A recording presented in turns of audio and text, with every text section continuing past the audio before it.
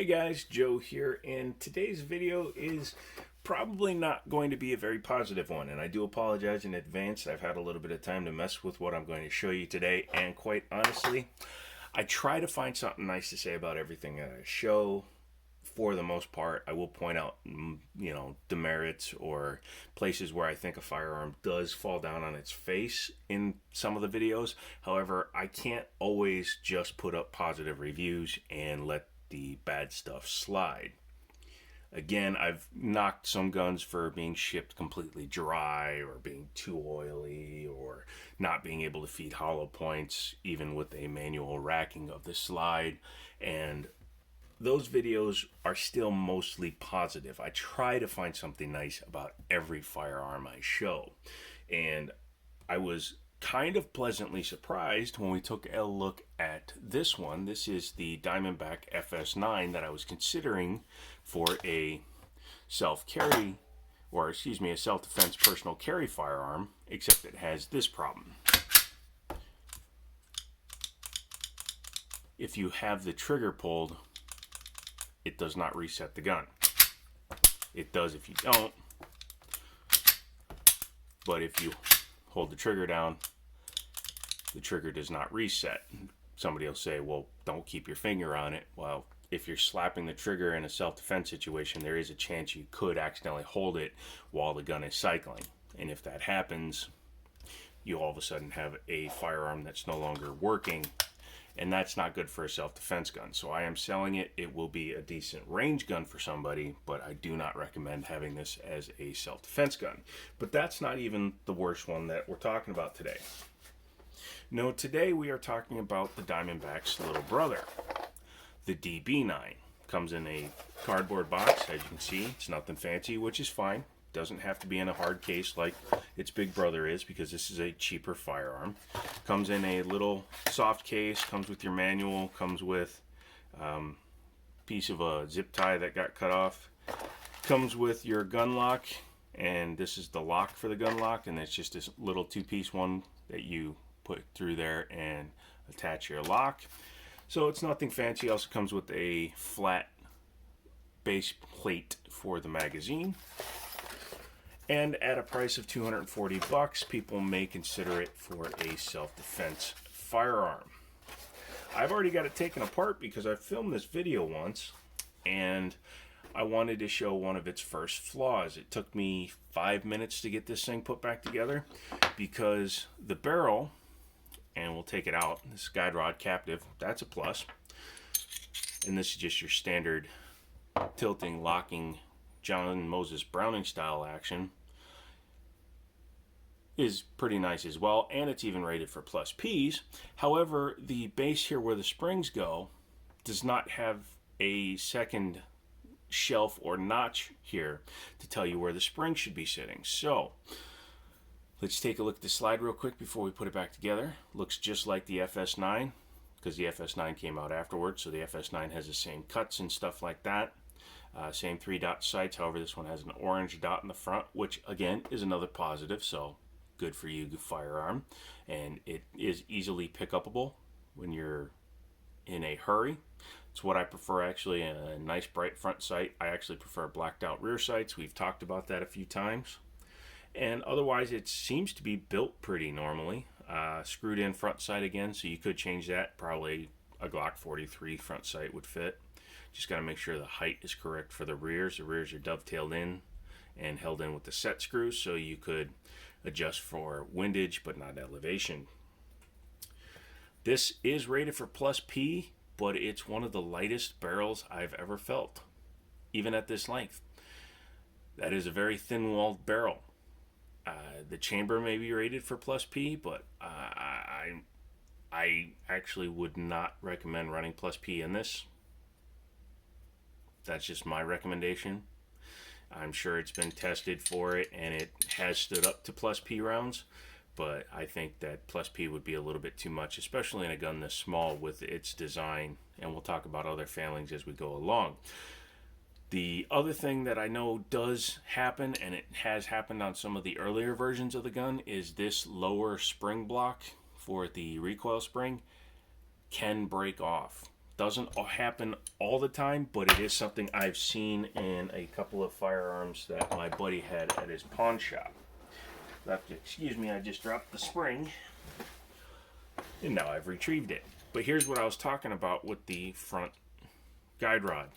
The front guide rod, it only has one guide rod. The back rod is the striker. So, as you can see, you can go all the way down or pull it way up.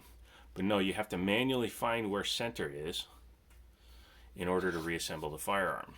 Take a look inside real quick at the guts. As you can see, it looks just like the FS9 inside. Most striker fired 9mm look like this. You have your drop safety release up here. That pushes up when you pull the trigger and allows it to fire. Slide lock, slide release, and your ejector. Metal slide guide rods. That's nice, or guide rails, excuse me. So that's nice to see. So there are a few positives as we're going through the firearm. And Glock style takedown. But as you can see, if you don't have the spring lined up perfectly, it's going to stick out when you're reassembling it. So that's how you know that it's not lined up right. But once you do that, then it's just Glock easy. There you go. It's reassembled. And it is a single action only, just like its bigger brother. However, this one does reset with the trigger pulled.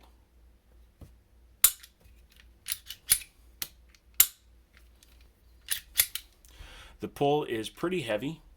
It's heavier than the FS9 for sure. It's probably because it doesn't have any safeties. They went with the heavier trigger. I'm assuming, don't quote me, but if you know, down in the comments, let me know. I know a lot of guns that have no external safeties of any sort tend to use a heavier trigger. It's one way to ensure that if you snag on your shirt, your jacket, your boot, your sock, whatever, it reduces the chance of it firing easily. But it's probably a 6.5, 7 pound trigger, so it's heavier. It's almost like a double action weight, but it has a single action pull, because you can see going to the wall, it's very easy, and then it breaks. The reset is right back out to the wall. It's audible, but it's not really tactile. I can't really feel it reset, but then it just goes right into the next shot. So that's decent. Here is the single magazine the firearm comes with. It's a 6-rounder with an orange follower. It's stamped Diamondback, but I'm pretty sure, yep, ACT out of Italy. ACT and Metgar use different color followers for a lot of their magazines. And again, this one has a pinky extension. You could swap it out for the flat base pad if you want something that's a little bit more concealable, because this is what you're hiding, not this. This could be 48 inches long if you're tall enough, and it would never show. Excuse me. This is the part that you need to be able to hide. Overall feel in the hand, it's very thin. Almost looks like a Glock 43 from there, doesn't it? The grip is extremely thin since it's just a single stack. And the stippling, although there's none here, is pretty decent on the front and the back. If the FS9 had this stippling on it, it would be a much better firearm itself. So again, there's another positive. So it does actually grip in your hand pretty well.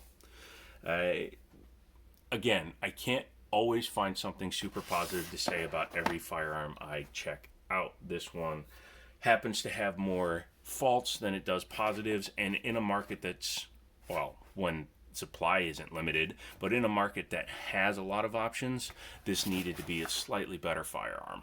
Now, I'm not saying don't buy it. I'm saying you really need to think about it before you buy it. Another thing I noticed is this mag release is pretty dismal. You can see it actually tries to move the magazine when you depress it, but it doesn't release it unless you're way in on it. Like in my normal grip, I have to push it back a little bit as I'm releasing it, but it does eject very well. And I'm sure that's something where the spring just needs to be broken in, so if you just sat there and played with the mag release for a while, it would get easier. But as you can see, I can't always get it to just drop out. So again, something to keep in mind. You may have to work that in a little bit. Now, if you want one, and again, I'm not saying don't buy one, I'm just saying consider your options first. You can go to Liberty Arms. They're in Harrisonburg, Virginia. Go ahead and Google them. They let me borrow these things. And you could say, hey man, I saw it, it's cheap, I need a cheap gun. It'd probably do you as a truck gun. I don't know, speed reloads are probably not going to happen with it, but you could at least have something that isn't as far down as, say, a CM9 or anything like that. So check them out. I mean, it's got a couple of positives, but personally, my recommendation is find something else at that price point, buy something used. But if you need one, you can get one. Again, sorry, I try to find only positive things to say about a firearm, and this one, unfortunately, has let us down. If you have any questions, comments, if you own one of these, I'm sure I'm going to get some thumbs down just because I'm not being like the superest, awesomest, this is the bestest this ever gun. I accept that, and it is what it is. But at least I'm getting this video to you so you can find out at least one person's opinion before you go into the store. Get multiple opinions. Watch a few more videos. See what other people run into. Maybe their sample is a little bit nicer than this one. Who knows? But check it out and then come back and leave me a message if you did buy one. I am sorry that I only put out one video last week. That is my fault completely. I'm just not in the best mood, and that's probably affecting this review a little bit, I'll be honest, because I was going into this a little bit more hopeful, but it kind of just triggered my bad mood a little bit. Everybody gets depressed down in the dumps, and that's just kind of where I am right now, but I'll get out of it. That's just a personal thing.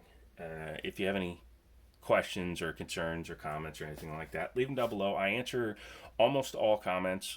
I read them all, but some of them are just unanswerable or too vulgar for me to even keep on the channel. So I'll do that. You guys come back next week or later this week. If I can get another video up, I will, and we'll just do that. So once again, sorry, not the best review ever, but it's not the best gun ever. So come back later, and like always, I'll talk to you later.